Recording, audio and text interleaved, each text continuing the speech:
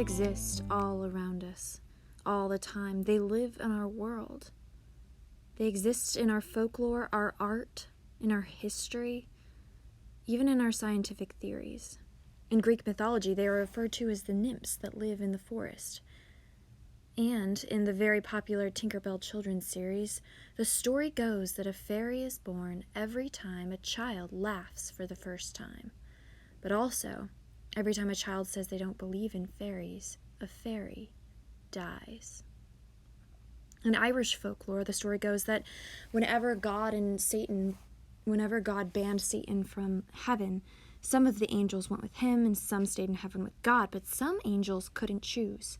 And so God cursed them and sent them to live under the ground on the earth with green skin, called the Irish Fae. They are thought to be very malicious. In Iceland, they are called Huldufolk. The Native Americans called them the Manitou. Even the Japanese had a name for them, the Yosai, or bewitching spirits. But in each and every case all over the world, they are associated with nature. They exist in order to keep and protect it. They are the gardeners where there are no gardeners, in the true wild. They even exist in New York City, although there aren't many. There are occasionally plant fairies when a non-man-planted weed pops up, and there are many air fairies, and even a few naturally occurring rock and stone fairies in between crevices. And there are many water fairies. They fly all over the Hudson. But the one rule is that a fairy can never be seen by a human, because if they are, they get turned to stone. There once was a fairy named Bolette, which means mushroom in Catalan, because Bolette is a mushroom fairy. She used to live in Battery Park City, taking care of a tribe of mushrooms that lived there. She had a wonderful life, and she loved her garden and her little tribe, until one evil human came and decided to play drums on her tribe of mushrooms until something horrible happened. The mushrooms died. And so Bolette had no choice but to leave Battery Park City to find another mushroom tribe to care for.